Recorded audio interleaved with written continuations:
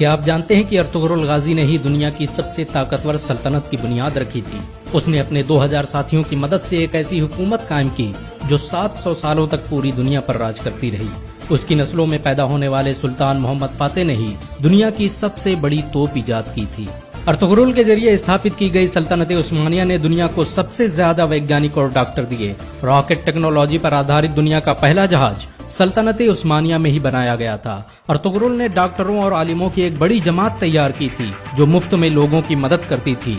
ان کا پورا خرچ ارطغرل خود اٹھاتا تھا۔ ارطغرل اکیلا انسان تھا جس سے منگول بھی دہشت کھاتے تھے۔ 13ویں صدی عیسوی میں جب منگولوں نے مسلمانوں کے سارے بڑے شہر تباہ کر دیے تو ارطغرل نے سوغوت میں دنیا کی سب سے طاقتور سلطنت کی بنیاد رکھی۔ ارطغرل کائی قبیلے کے مشہور شاسک سلیمان شاہ کا بیٹا تھا۔ سلیمان شاہ اوغوز کی نسلوں سے تھے جنہوں نے چین سے بھاگ کر ایران اور شام میں پناہ لی تھی۔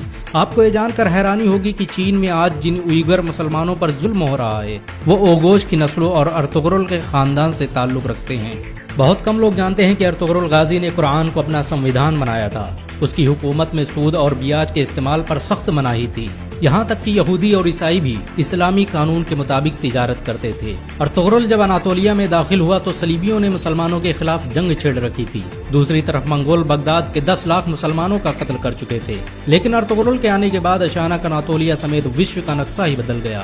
ارطغرل کی شجاعت اور ہمت سے دشمن بھی کانپتے تھے۔ اس نے اپنے چند ساتھیوں کی مدد سے چنگیز خان کی فوجوں کو گھٹنے ٹیکنے پر مجبور کر دیا۔ صلیبیوں اور منگولوں کے خلاف ارطغرل کے جذبے کو دیکھتے ہوئے سلجوقی سلطان علاؤالدین کیقوباد نے اسے انکارا کی زمینوں کا مالک بنا دیا۔ ارطغرل قرآن کے بنائے اصولوں کے مطابق حکومت کرتا تھا۔ اس کی نظر میں سب برابر تھے، یہی وجہ ہے کہ اس سے پربھاوت ہو کر بہت سے لوگ مسلمان بن گئے۔ چنگیز خان کے سپہ سالار اور صلیبی کمانڈروں نے بھی ارطغرل کے ہاتھوں اسلام قبول کر لیا۔ اناطولیہ کی سرحدوں میں آ کر ارطغرل نے سب سے پہلے سوغوت کا قلعہ فتح کیا۔ یہ وہی قلعہ تھا جہاں پر ہزاروں مسلمان قتل کیے گئے تھے۔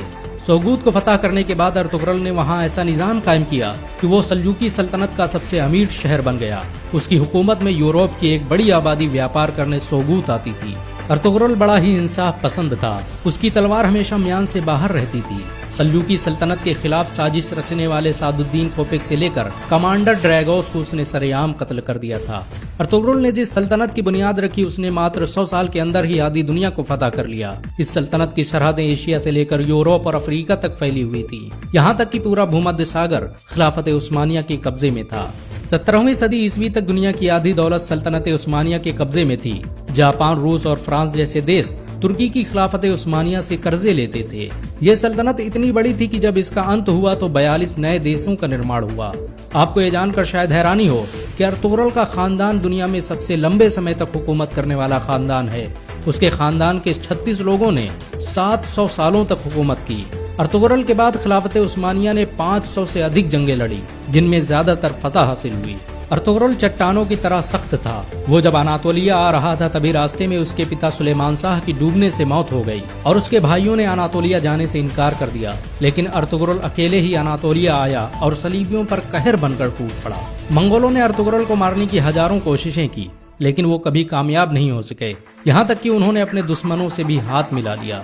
بہت کم لوگ جانتے ہیں کہ صلیبی مسجد اقصی اور مسجد الحرام کو شہید کرنا چاہتے تھے، لیکن ارطغرل نے مسلمانوں کو متحد کر کے ان کے منصوبوں کو خاک میں ملا دیا۔ آپ کو یہ جان کر حیرانی ہوگی کہ یہودی 13ویں صدی عیسوی میں ہی اسرائیل دیش کی استھاپنا کرنا چاہتے تھے اور اس کے لیے انہوں نے مسلم دیشوں کو ختم کرنے کی سازشیں بھی رچی تھیں، لیکن ارطغرل کی وجہ سے ان کے سارے منصوبے فیل ہو گئے، کیونکہ جب سلجوقی سلطنت کو ختم کیا گیا تو ارطغرل نے اپنی حکومت کا اعلان کر دیا۔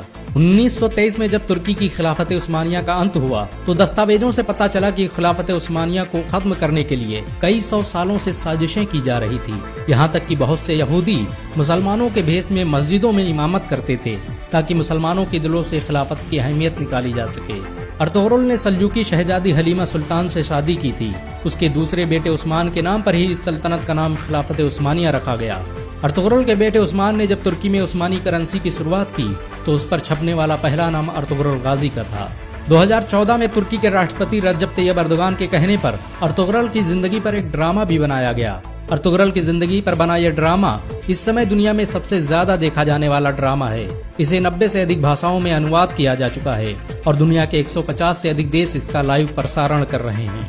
امریکہ نے جہاں اس ڈرامے کو خاموش بم کہا ہے تو وہیں اسرائیل اسے دنیا کے لیے خطرہ بتا رہا ہے، کیونکہ انہیں ڈر ہے کہ مسلمان کہیں پھر سے خلافت کی بات نہ کرنے لگ جائیں۔ سچ تو یہ ہے کہ مسلمانوں کے دلوں میں ارطغرل کا نام آج بھی زندہ ہے، مسلمان انہیں آج بھی عزت کی نظروں سے دیکھتے ہیں۔ اگر ایک مسلمان ہونے کے ناطے آپ کو گرو محسوس ہوا ہو تو اس ویڈیو کو لائک اور شیئر ضرور کریں۔ ایسی اور ویڈیو کو دیکھنے کے لیے ہمارے چینل کو سبسکرائب کریں، گھنٹا ضرور